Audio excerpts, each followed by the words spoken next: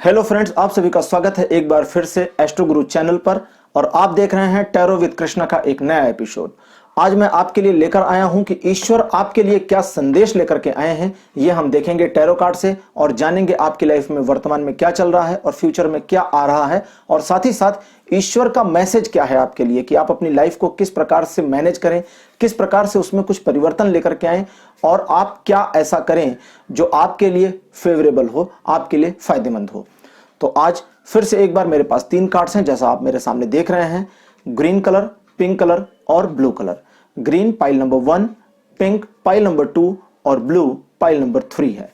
अगर आप पहली बार टैरो रीडिंग देख रहे हैं तो मैं आपको बता दूं कि जिस कलर के साथ आप अपना जुड़ाव सबसे पहले महसूस करते हैं, अगर कॉन्फ्लिक्ट मन में आता है, आपने सोचा ग्रीन, अच्छा नहीं मैं ब्लू ले लेता हूं या ब्लू ले लेती हूं, आपने अगर ग्रीन सोच करके ब्लू पर पिक कर लिया तो आपको ग्रीन पर ही जाना चाहिए। जो आपने पहले सोचा, भले वो आपको अच्छा ना लग रहा हो, क्यों? क्योंकि आपके दिल ने पहले उस ओर इशारा किया।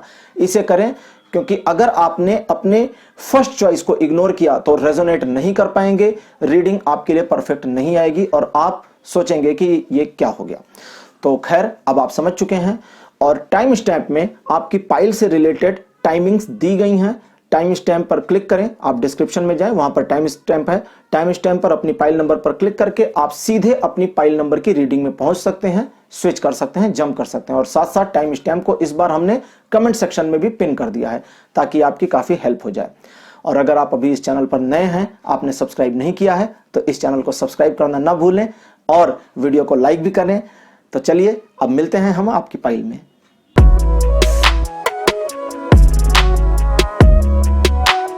हेलो पाइल नंबर 1, आप सभी का स्वागत है। अगर आपने ग्रीन कलर चूज किया था तो आपकी पाइल नंबर है 1 और अब हम आपके लिए टैरो रीडिंग शुरू करेंगे। तो देखते हैं आपके लिए टैरो कार्ड्स ने क्या क्या मैसेजेस दिए हैं। हम कार्ड को एक बार शफल करेंगे ताकि ये रीएनर्जाइज्ड हो जाए और इंफॉर्मेशन निकल करके आनी शुरू हो जाए। कार्ड शफल हो चुके और कार्ड्स हमारे फाइन आउट भी हो गए। पहला कार्ड हमारे पास आया है एस ऑफ द पेंटिकल्स का। दूसरा कार्ड द मून, ये मेजर अरकेना ग्रुप से है और वो माइनर अरकेना से था। तीसरा कार्ड मेरे पास आया हुआ है 4 of the pentacles. Card number 4 है किंग ऑफ द कप्स। तो इस तरह से 3 कार्ड्स आ चुके हैं मेजर अरकेना ग्रुप से और एक कार्ड आया है माइनर से। सॉरी, 3 कार्ड आए हैं माइनर ग्रुप से और एक कार्ड मेजर ग्रुप से। 5वां कार्ड है नाइट ऑफ द सॉर्ड्स का। तो 5 कार्ड हमारे पास आ गए हैं। देखते हैं आपके लिए क्या मैसेजेस हैं टैरो के।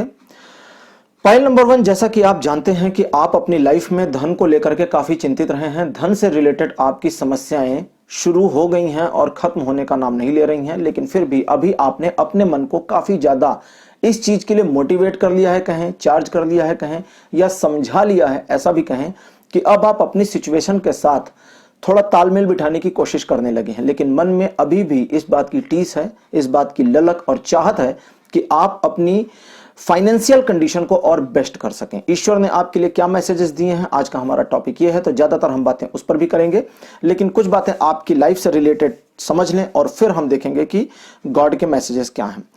देखिए, कभी कभी आपने देखा होगा कि लोग आपको यूज कर लेते हैं और आपको पता होता है लेकिन आप कुछ कर नहीं पाते हैं, या ये कहें कि कॉन्फिडेंटली उनको इग्नोर नहीं कर पाते, उनको मना नहीं कर पाते हैं।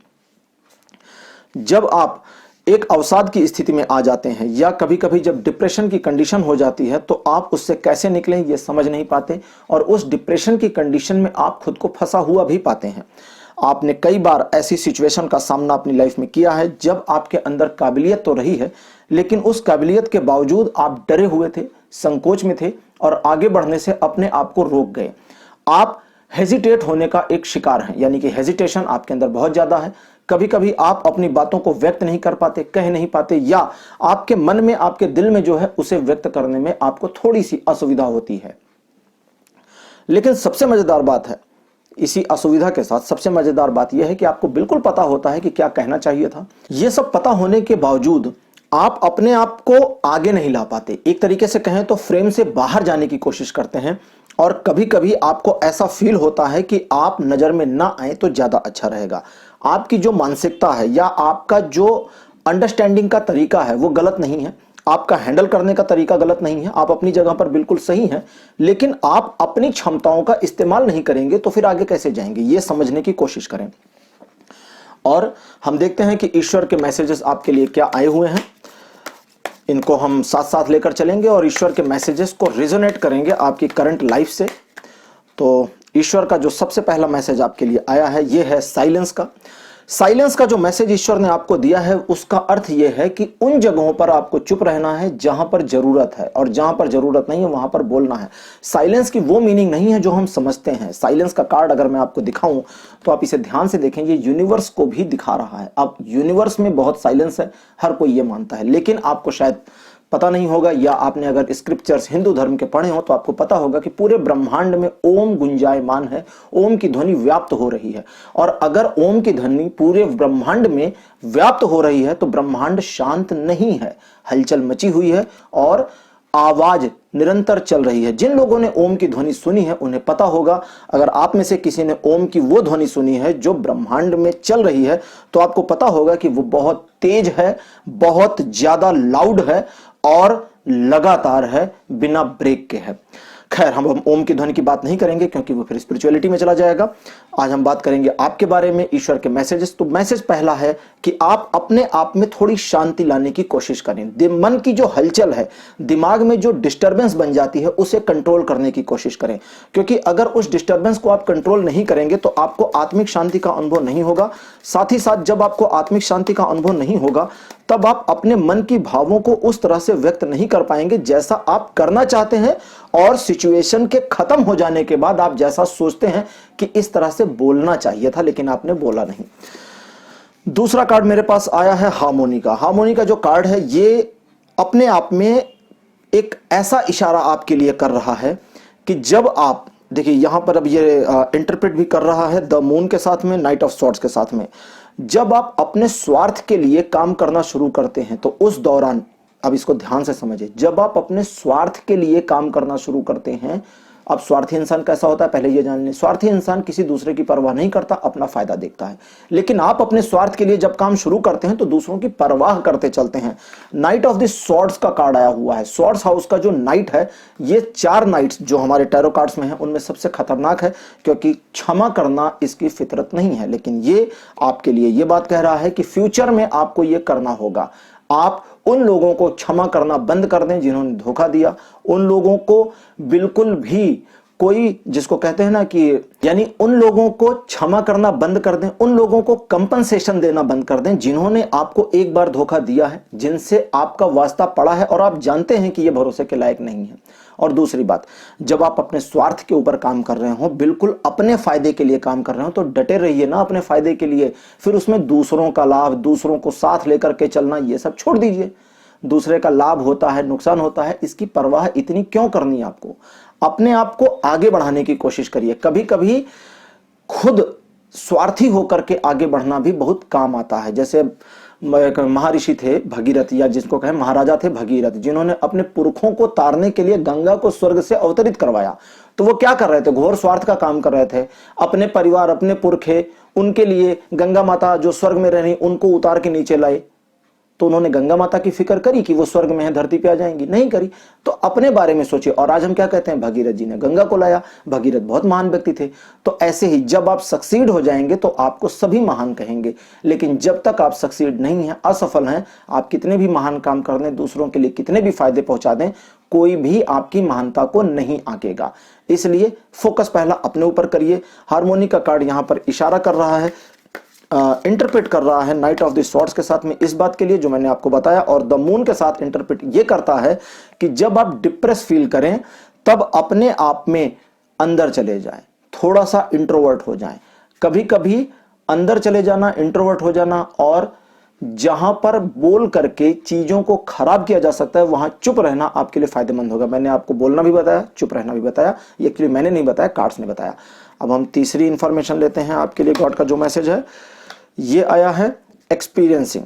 एक्सपीरियंसिंग का जो मैसेज है ये बताता है कि आपको अपने टैलेंट को और निखारने की जरूरत है। आप जितना ज्यादा रिस्क लेने का काम करेंगे, जितना ज्यादा अपने आप को थोड़ी थोड़ी मुसीबत में डालेंगे, उन कामों में हाथ लगाएंगे जिन कामों के बारे में आप सोचते हैं लेकिन कर नहीं पा रहे, जिन कामों को हाथ में लिया है लेकिन उन कामों में अभी भी आपको थोड़ा सा खतरा नजर आ रहा है या डर का सामना करना पड़ रहा है, उसमें भी अपने आप को इन्वॉल्व करना होगा। और उन चीजों में अपने आप का 100% देने की कोशिश करनी होगी जो आप करना चाहते हैं। वो प्रोजेक्ट्स जिनको ड्रीम प्रोजेक्ट कहते हैं, जिनको आपने ठंडे बस्ते में डाल दिया, उन्हें निकालें, उन पर प्लान करें, तुरंत ना शुरू करें, उन पर प्लान करें कि उन पर आगे कैसे बढ़ना है। ये सब करेंगे तो आप देखेंगे कि चीजें आपके लिए उस तरीके से मूव हो रही हैं।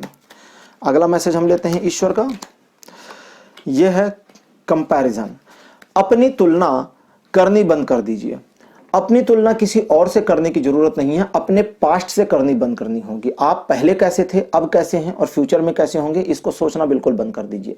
ड्रॉ करिए अपनी पर्सनैलिटी को, आपको कैसा बनना है इसके बारे में सोचिए, लेकिन आप पहले कैसे थे, अब कैसे हो गए हैं, इसके बारे में कंपैरिजन बंद कर दीजिए। या साथ ही साथ उस सिचुएशन का भी कंपैरिजन बंद करने की जरूरत है जो पास्ट में बीत चुकी है। जो खत्म हो गया वो खत्म हो गया, जो वर्तमान में चल रहा है यही आपके लिए भविष्य की दिशा को तय करेगा। तो वर्तमान पर फोकस करें, ना कि पिछली बातों का वर्तमान से कंपैरिजन करें। अगर इतना आप करेंगे तो काफी सारी चीजें आपके लिए सॉर्ट आउट हो जाएंगी। तो इतना आप करेंगे तो काफी सारी चीजें आपके लिए सॉर्ट आउट हो जाएंगी। और हमारा जो लास्ट मैसेज गॉड की ओर से आया है, ये आया है द मास्टर का। मैं आपको यहां पर द मास्टर का कार्ड दिखाने से पहले इन्फॉर्म करना चाहूंगा कि ज़ेन टैरो कार्ड्स ओशो के डिजाइन्स हैं। ओशो भगवान रजनीश, जिनके देख रेख में ज़ेन टैरो कार्ड्स को डिजाइन किया गया था, 78 कार्ड्स को। और द मास्टर का कार्ड जिस पर ओशो की फोटो खुद बनी हुई है। ओशो के बारे में कुछ कहना सूरज को दिया दिखाने जैसा है, लेकिन फिर भी यहां ओशो मेरे लिए कुछ इंफॉर्मेशन लेकर आए हैं जो मैं आप तक पहुंचाऊंगा। और वो ये कि आपको अपने आप को समझना होगा। कहते हैं ना, अपने आप को जानो, अपने आप को जानो। आपने सुना होगा, आपने पढ़ा होगा कोर्ट्स में, लेकिन इसके बारे में जो पिछला इसका हिस्ट्री है, ये अपने आप को पहचानो, अपने आप को जानो, ये क्यों कहा गया, इसे इतनी इंपॉर्टेंट कोर्ट क्यों मानी जाती है, इसको मैं आपको बताऊंगा। इससे आपकी हेल्प हो जाएगी। और मुझे लगता है कि ओशो को डिफाइन करने के लिए इससे बेटर और कुछ नहीं होगा। ग्रीक एक कंट्री है जहां पर पुराने टाइम में रोमन्स का राज्य था। उस समय एक किंग थे जिन्होंने अपने कंट्री के सारे बुद्धिमान लोगों को बुलवाया, क्योंकि वो एक मंदिर बनवा रहे थे और वो चाहते थे कि दुनिया का जो सबसे महत्वपूर्ण ज्ञान है वो इन मंदिरों की दीवारों पर लिख दिया जाए। तो उन्होंने मंदिर को बनवाया, मंदिर के बाहर 4 दीवारी बनवाई। बहुत बड़ा मंदिर था, बहुत बड़ी दीवारें थी, क्योंकि उनको लगा कि ज्ञान तो बहुत ज्यादा होगा और उसे लिखना होगा। लेकिन 7 महापुरुष, 7 महाज्ञानी लोगों ने 3 महीने तक बैठ करके जब अध्ययन करके निष्कर्ष निकालना शुरू किया कि हम ज्ञान को शॉर्ट करते जाएं ताकि लिखना कम पड़े, तो उन्होंने सिर्फ 3 शब्द निकाले और वो 3 शब्द उस मंदिर के दरवाजे पे लिखे गए। और वे शब्द थे, अपने आप को पहचानो, नो दाई सेल्फ। आपने ये सुना होगा, तो आपको भी यही करना है, नो दाई सेल्फ, यानी अपने आप को जानना होगा। आप कौन हैं, अपने आप से कभी पूछिए, अपने आप को जानने की कोशिश करिए, अपनी मेंटेलिटी को, अपने स्टेट ऑफ माइंड को समझने की कोशिश करिए, और आप डीलिंग कैसे करते हैं लोगों के साथ, इसको भी समझने की कोशिश करिए। थोड़ा समय अगर अपने साथ आप निकालते हैं, अपने आप को पहचानने की कोशिश करते हैं, तो बहुत सारी चीजें आपके लिए फायदेमंद हो जाएंगी। तो पाइल नंबर 1, आज की रीडिंग आपके लिए यहीं तक। आपको आज का ये एपिसोड कैसा लगा, आप अपने एक्सपीरियंसेस, अपने सुझाव कमेंट सेक्शन में लिखना ना भूलें। इस वीडियो को लाइक करिए, और अगर आपको लगता है कि आपके फैमिली और फ्रेंड्स में से किसी को इसकी जरूरत है तो उनके साथ इस वीडियो को शेयर करना ना भूलिएगा, और चैनल को सब्सक्राइब जरूर करिए। Okay, bye bye.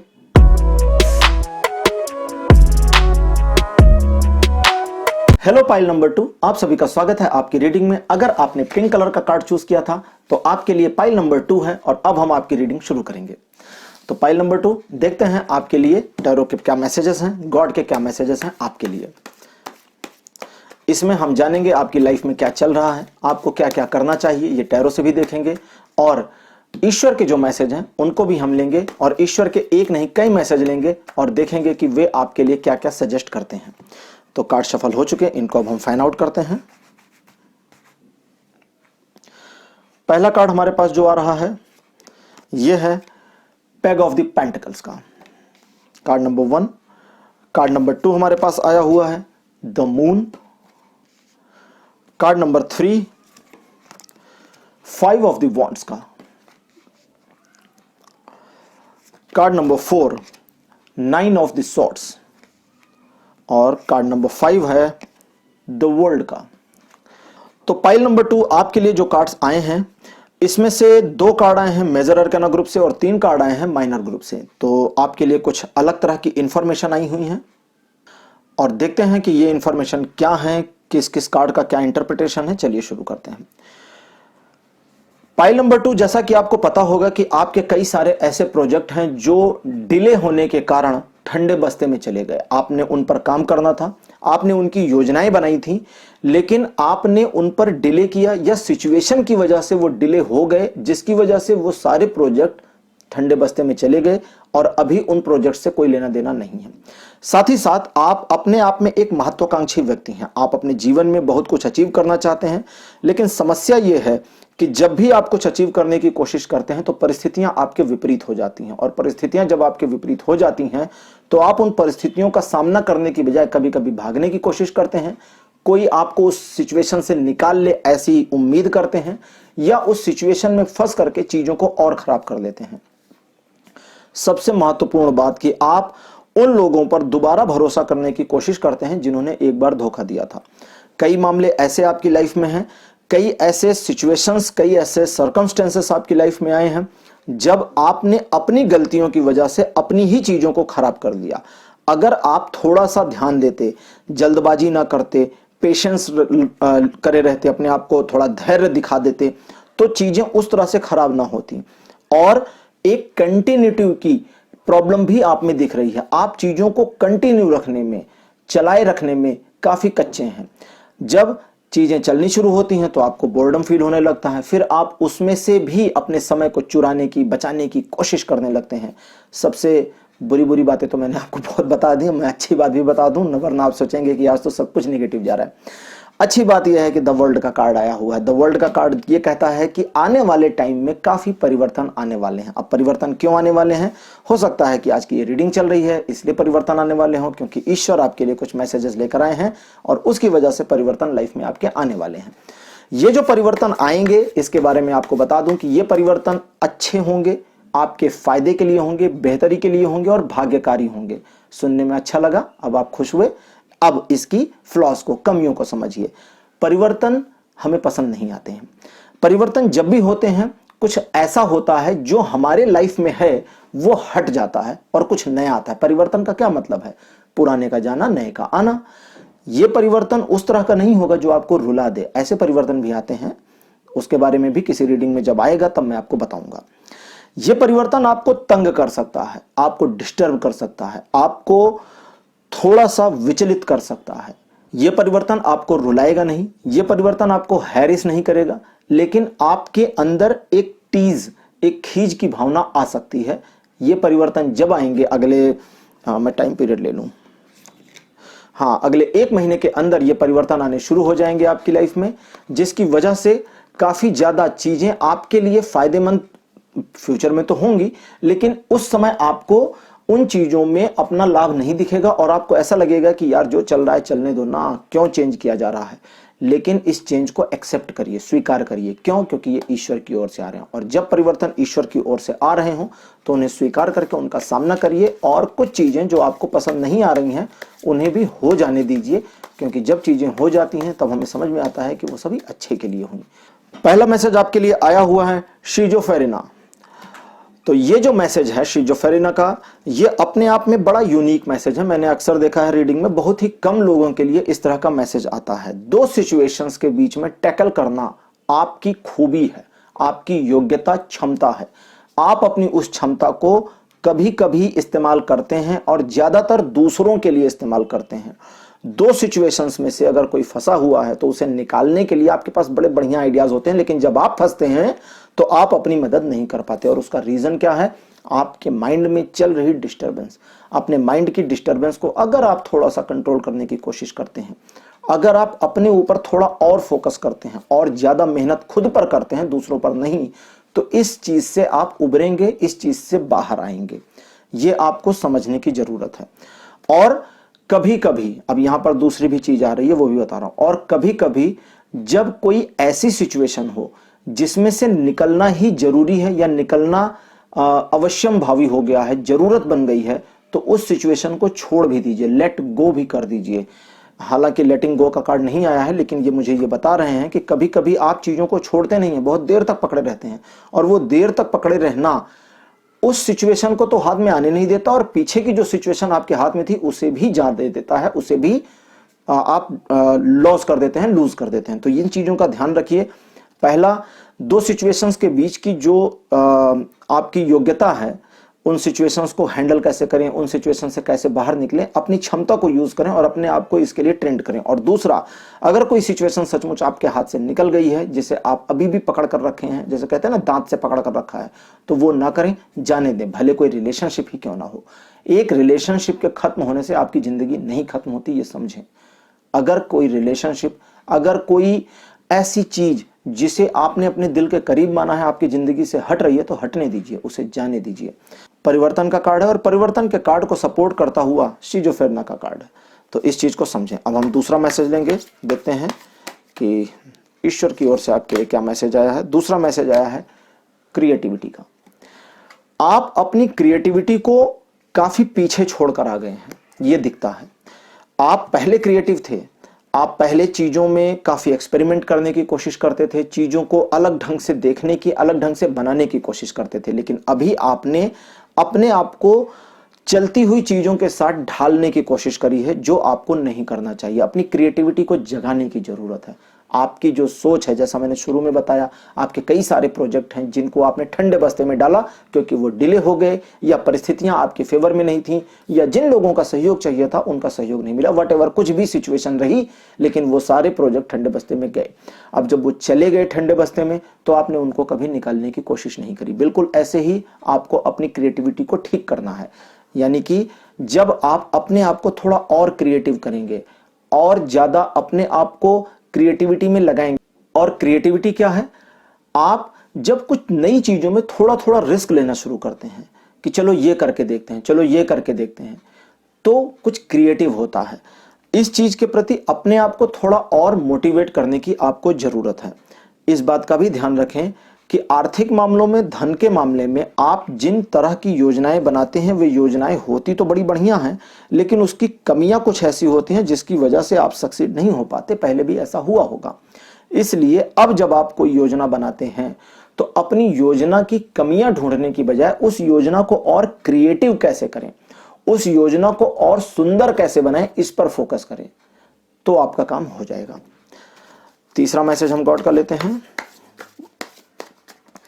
गॉड की ओर से तीसरा मैसेज आपके लिए आया है द ड्रीम का। आपको अभी भी सपने देखने की जरूरत है, अपने ड्रीम को और बढ़ाने की जरूरत है, लेकिन सावधानी के साथ। कई बार हम ऐसे ड्रीम देखते हैं जो पूरे नहीं हो सकते हैं। वो कहते हैं ना, ख्याली पुलाव पकाना या ख्याली महल बनाना, हवा में महल बनाना। ख्याली पुलाव बनाने में कोई प्रॉब्लम नहीं है, बस उसको चम्मच लगाकर खाने की जरूरत है। अगर वो बन गया तो चम्मच लगाकर खाइए। अब आपने पुलाव तो बनाया, लेकिन चम्मच लाना भूल गए, तब तो खत्म, पुलाव का यूज कर नहीं सकते।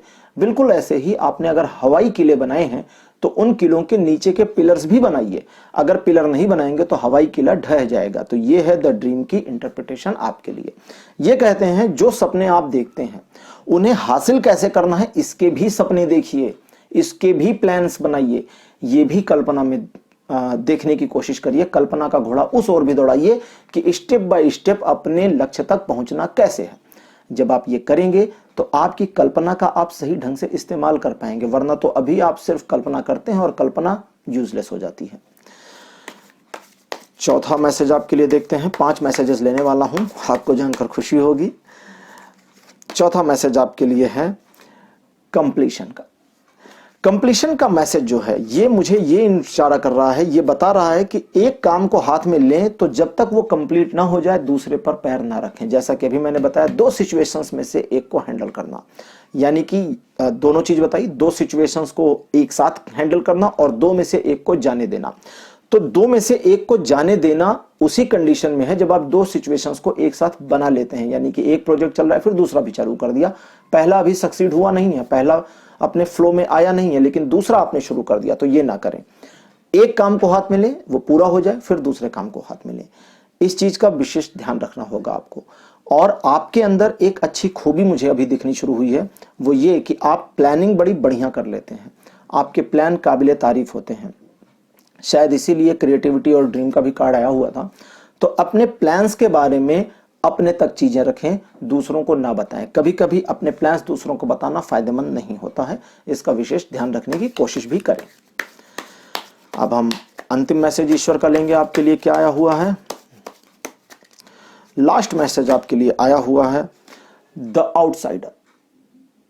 तो जो द आउटसाइडर का कार्ड है, ये मुझे इस चीज के लिए इशारा कर रहा है कि आपको जरूरत है दूसरों के मामले से थोड़ा दूर रहने की। अगर आप दूसरों के मामले में कम इन्वॉल्व होंगे, कम इंटरेस्टेड होंगे और अपने तक रहेंगे तो आपके लिए काफी फायदेमंद होगा। यहां पर एक और इंटरप्रिटेशन मेरे पास आ रही है और ये इंटरप्रिटेशन इस बात के लिए इशारा करती है कि दूसरों के विवादों में पहले तो ना फंसें, दूसरे किसी भी विवाद को शुरू ना करें, तीसरे अगर कोई विवाद शुरू हो गया है तो वहां से जल्दी निकलने का प्रयास करें। अगर कोई आर्गुमेंट शुरू हो गया है, आपने शुरू नहीं किया, पहली चीज तो आपको शुरू नहीं करना। दूसरे, अगर कोई आर्गुमेंट शुरू हो गया तो उसमें से निकलने का प्रयास करें। उस आर्गुमेंट को जीतने और हारने दोनों से आपको कोई लाभ नहीं मिलने वाला, इसको समझें। और कभी कभी अपनी सीमाओं से थोड़ा परे जाने की कोशिश करें। आपने अपना जो एक दायरा बना रखा है, अपना जो एक शेल बना रखा है, उससे बाहर निकलने की भी आपको जरूरत है। इस जरूरत पर अगर थोड़ा फोकस करेंगे तो चीजें भविष्य में आपके लिए और बेहतर होंगी। जैसा कि मैंने बताया, परिवर्तन आ रहा है और यह परिवर्तन आपके लिए फायदेमंद होगा जरूर। तो पाइल नंबर 2 आपके लिए आज की रीडिंग यहीं तक। आपको आज का ये कार्यक्रम, ये एपिसोड कैसा लगा? आप अपने अनुभव, अपने सुझाव कमेंट सेक्शन में जरूर लिखें। इस वीडियो को लाइक करिए, अपने फैमिली और फ्रेंड्स को अगर उनको जरूरत है तो उनके साथ इसे शेयर भी करिए और चैनल को सब्सक्राइब करना बिल्कुल मत भूलिएगा। Okay, bye bye.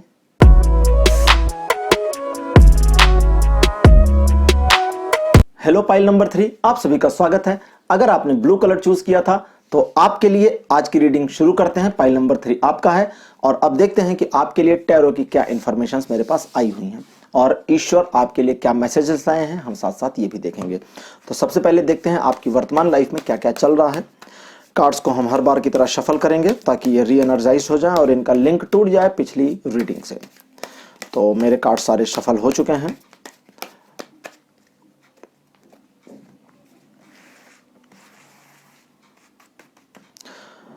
पहला कार्ड फ्रेंड्स मेरे पास जो आया है यह है नाइट ऑफ द कप्स का।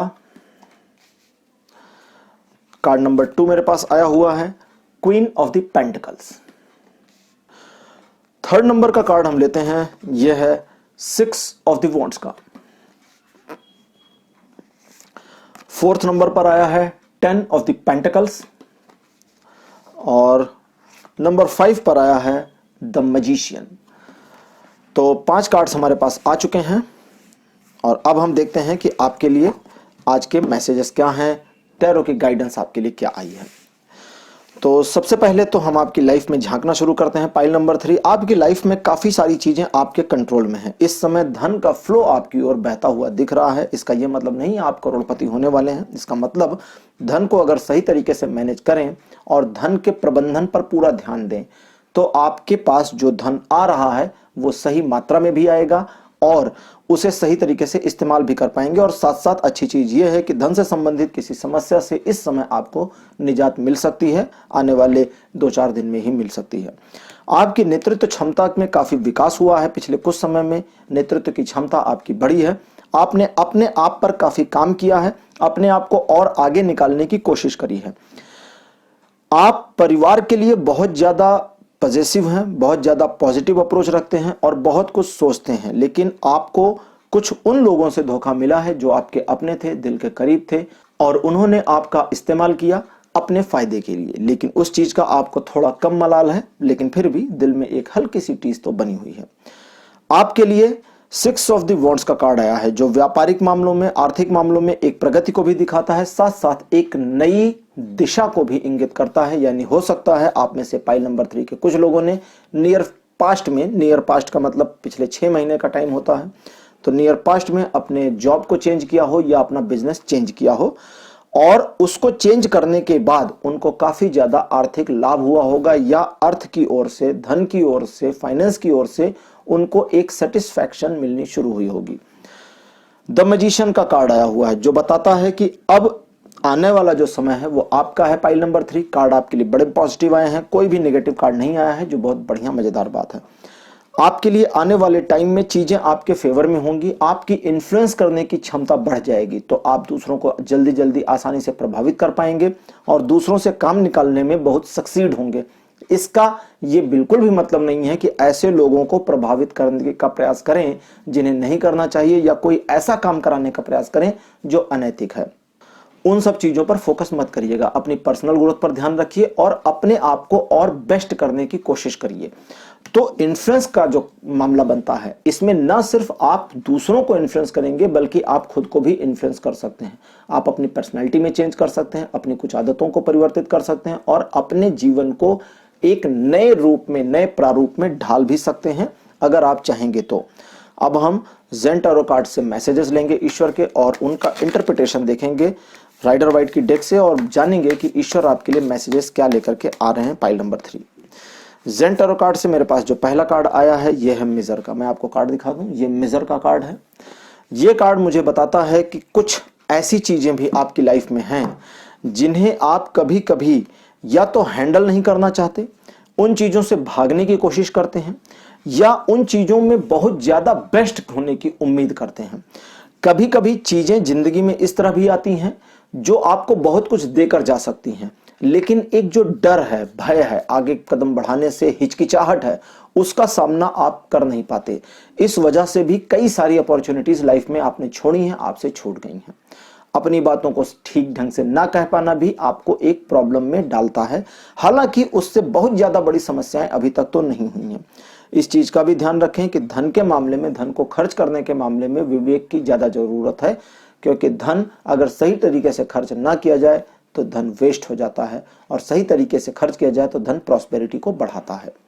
दूसरा मैसेज हम लेंगे। मेजर का कार्ड यहाँ एक इंफॉर्मेशन और दे रहा है, वो ये कि अपने मस्तिष्क पर, अपने दिमाग पर किसी भी दूसरे व्यक्ति की बातों को हावी ना होने दें, जो कि कभी कभी आप कर ले जाते हैं, ज्यादा सोचने लगते हैं। इस चीज पर थोड़ा ध्यान देना होगा, दूसरों की बातों पर सोचना विचारना कम करना होगा। दूसरा मैसेज है ट्रस्ट का।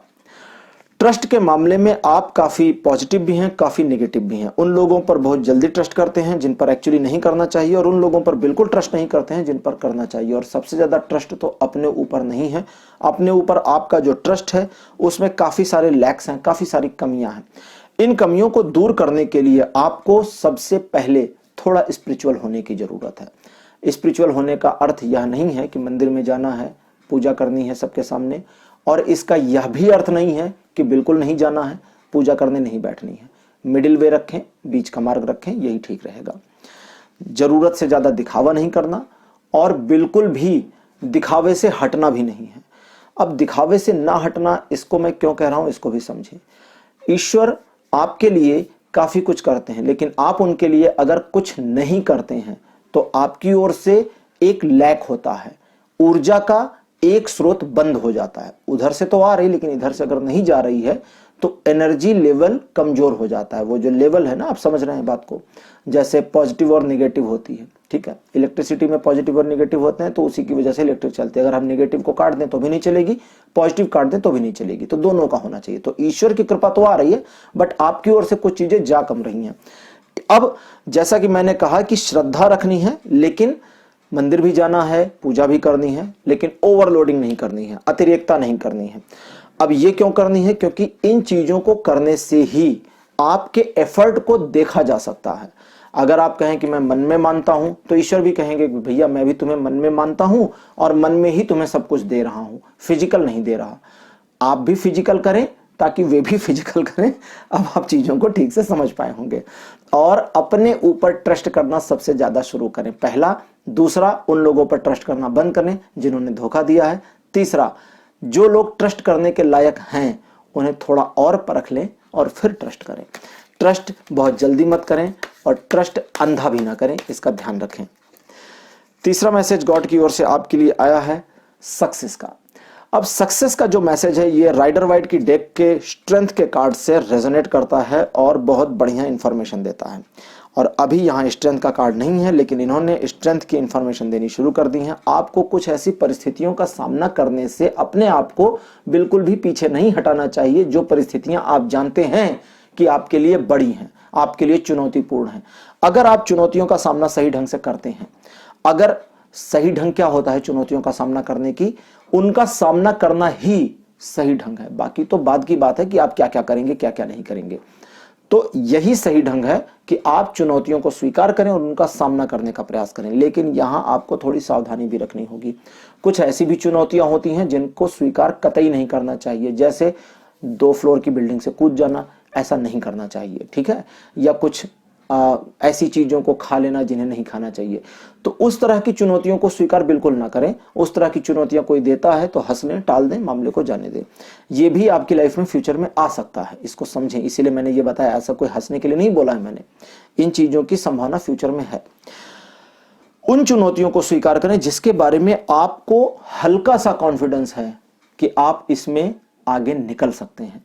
अगर आपके हल्के कॉन्फिडेंस पर आपने चुनौती को स्वीकार किया तो पहले तो उस कॉन्फिडेंस को मोटिव मिल जाएगा, उस कॉन्फिडेंस को एक तरीके से खाना पानी दाना मिल जाएगा और कॉन्फिडेंस बढ़ना शुरू हो जाएगा। और जैसे ही कॉन्फिडेंस बढ़ेगा आप उस चुनौती का सामना कर पाएंगे। लेकिन इस बात का भी ध्यान रखें कि आप अपने सेलिब्रेशन को दूसरों तक पहुंचाएं। यहां सेलिब्रेशन का कार्ड नहीं आया, लेकिन सक्सेस के कार्ड ने सेलिब्रेशन के बारे में भी थोड़ा सा इशारा दिया है, जो आपको बताना जरूरी है। जब आप सक्सीड होते हैं, कुछ अचीव करते हैं, तो उस अचीवमेंट को दूसरों के साथ शेयर करने की कोशिश करें। लोगों को कभी कभी इस चीज को दिखाने की भी जरूरत है कि आप सक्सीड हो सकते हैं और सक्सेस को एंजॉय भी कर सकते हैं। इन चीजों को दिखाने का प्रयास भी करना चाहिए, लेकिन वही जो मैंने पहले कहा था, अतिरेकता नहीं, अति मत करिएगा। अब इतना भी ना करिएगा कि सक्सेस हो गए पूरा ढिंढोरा पीटना शुरू और एकदम से, मतलब समझ रहे हैं ना, अहंकार जैसा ना दिखे। सक्सेस सेलिब्रेट होना चाहिए, सक्सेस का अहंकार नहीं दिखना चाहिए। अतिरेकता अहंकार दिखाती है, सेलिब्रेशन खुशियां दिखाता है। तो इसको, इसकी बारीकियों को, इसके बीच के अंतर को समझिएगा। चौथी इंफॉर्मेशन हम लेते हैं, ईश्वर ने जो आपके लिए दी है वो है अंडरस्टैंडिंग। आपको थोड़ी सी अंडरस्टैंडिंग और बढ़ाने की जरूरत है। चीजों को आप एक सही नजरिए से देखने की कोशिश तो करते हैं, लेकिन आपकी जो ऑब्जर्वेशन स्किल है उसको आप कभी कभी बीच में रोक लेते हैं। आपकी जो ऑब्जर्वेशन स्किल है इसको और ज्यादा इनहेंस करने की जरूरत है और ज्यादा डेवलप करने की जरूरत है। और डेवलप कैसे होगी? जब आप शांत रहेंगे, चुप रहेंगे, आपने जो ऑब्जर्व किया वो किसी को बताएंगे नहीं, अंदर रखेंगे। कहें दूसरों से तब जब उसकी खास जरूरत हो, और अगर जरूरत नहीं है तो बिल्कुल भी जरूरत नहीं है किसी और को कुछ कहने की, कुछ बताने की।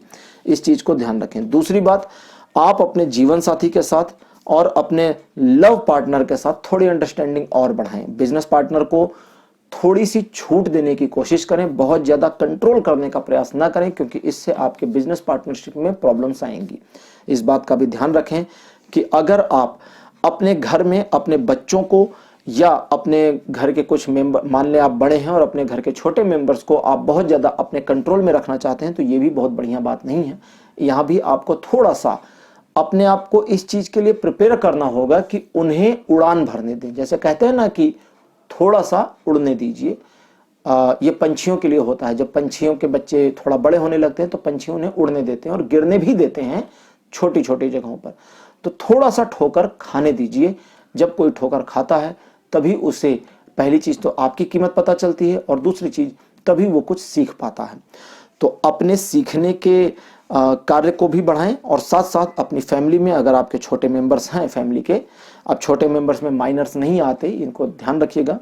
तो वो एडल्ट्स जो आपसे छोटे हैं और जो अपने दम पर कुछ करना चाहते हैं, अपने दम पर कुछ करके आगे बढ़ना चाहते हैं, उनकी बात को भी सुनने की जरूरत आपको है। और उनकी बात को सुन करके आप कभी कभी हैरान हो जाएंगे। सुनने की कोशिश करिएगा, आप हैरान हो जाएंगे कि अरे आपको तो पता ही नहीं था कि ये इतना समझदार है। ये देखिएगा। अब हम पांचवी और आखिरी इंफॉर्मेशन लेते हैं। आपके लिए क्या आई है? ये आई है मोरालिटी का। अब मोरालिटी की जो इंफॉर्मेशन लास्ट में आपके लिए आई है, इसको मोरालिटी का कार्ड मुझे इंडिकेट कर रहा है कि मैं इसको सभी के साथ रेजोनेट करके और इंटरप्रेट करके आपको इंफॉर्मेशन दूं। और अब इन्होंने एक साथ बोलना शुरू कर दिया है, जो मैं आपको समझाता हूं। एक साथ का मतलब ऐसा नहीं मेरे को 5 आवाजें सुनाई दे रही हैं। देखिए, आपको अपनी कुछ क्राइटेरियाज बनाने की कोशिश करनी है, कुछ ऐसे रूल्स बनाने की कोशिश करने हैं जिन रूल्स का पालन पहले तो आप करें, आप फॉलो करें। और जब आप उन रूल्स को फॉलो करेंगे तो दूसरों को भी, जो आपसे इन्वॉल्व हैं, उनको भी इस चीज के लिए प्रेरित करें कि आपके रूल्स को ब्रेकआउट ना करें। जैसे मान लें आप अपशब्दों का प्रयोग नहीं करना चाहते, तो रूल बना लें कि आप अपशब्दों का प्रयोग नहीं करेंगे। ये पहली बात हुई।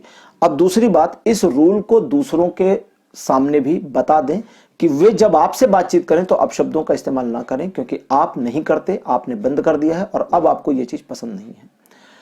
उनको आप मना नहीं कर रहे, उनको सिर्फ ये कह रहे हैं कि आपके साथ डील करते समय वे ऐसा ना करें। किसी की भी लाइफ में उसको इस चीज के लिए मना मत करिए कि भाई ये बंद कर दो, ये मेरा नियम है, तुम मानो। नहीं, ये मेरा नियम है तो मेरे साथ डील करते समय इस नियम के तहत चलो, इस नियम का पालन करो। बाकी दुनिया में तुम क्या करते हो, I don't know, go to well. Hell नहीं कहता मैं, वेल कहता हूं। हेल तो पता नहीं कहां मिलेगा, नहीं ना, वेल मिल जाता है। आप थोड़ी दूर जाएं तो वेल मिल सकता है, कूद भी सकते हैं। खैर कूदिएगा नहीं। और साथ साथ निखारिए खुद को। आपकी जो इनर पावर है या आपका जो अंतर्मन है वो आपके बाहरी आवरण से बिल्कुल अलग है। हो सकता है कि अगले कुछ दिनों में मैं पर्सनालिटी चेंज के ऊपर एक टॉपिक लेकर के आऊं, जिसमें मैं आपको बहुत सारी गाइडेंस भी देने वाला हूं, लेकिन अभी आपके लिए ये पर्सनालिटी चेंज का टॉपिक आ गया है और ये कहता है कि आपको अपनी पर्सनालिटी पर और ध्यान देने की जरूरत है। आप जैसे अंदर से हैं वैसे बाहर से नहीं दिखते। आपने मुखौटा लगा रखा है, उस मुखौटे को कहां इस्तेमाल करना है और कहां नहीं, अभी तो सबके साथ ही लगा रखा है। प्रॉब्लम ये हो गई है कि पूरी दुनिया आपको सिर्फ मुखौटे के पीछे से ही देख रही है। अब आपको करना यह है कि उसको थोड़ा सा कंट्रोल करना है। आप कहां अपने जैसे रहेंगे और कहां दिखावा पसंद व्यक्ति रहेंगे या दिखावा करके लोगों को वो बताएंगे जो आप दिखाना चाहते हैं, इस चीज पर थोड़ा फोकस करने की जरूरत है। अपने आप को और ज्यादा मोटिवेट करने की जरूरत है, अपने आप को और ज्यादा सात्विक करने की जरूरत है। किसी को दिखाने के लिए कोई भी अनैतिक कार्य ना करें, किसी को दिखाने के लिए कोई ऐसा कार्य ना करें जो आपकी अपनी जिसको कहते हैं ना कि धारणाओं के विरुद्ध हो। तो अपनी धारणाओं के विरुद्ध ना जाए ताकि आप अपनी नजर में गिल्टी ना हो, अपनी नजर में अपराध बोध ना हो, कम से कम हो। इस चीज का ध्यान रखें और आने वाले समय में जैसा आपको बताया मैंने, काफी सारी चीजें आपके कंट्रोल में होंगी और उन्हें कंट्रोल करके आप अपनी लाइफ को और अच्छा कर सकते हैं। तो मुझे उम्मीद है आपको आज के ईश्वर के मैसेज मिल गए होंगे। आपको ये वीडियो कैसा लगा पाइल नंबर 3, आप मुझे कमेंट करके जरूर बताएं। अपने सुझाव, अपने एक्सपीरियंस जरूर लिखें। और अगर आपको लगता है कि आपकी फैमिली या फ्रेंड्स में से किसी को इस रीडिंग की जरूरत है तो उनको लिंक शेयर करना ना भूलें। चैनल को सब्सक्राइब जरूर करें। Okay, bye bye.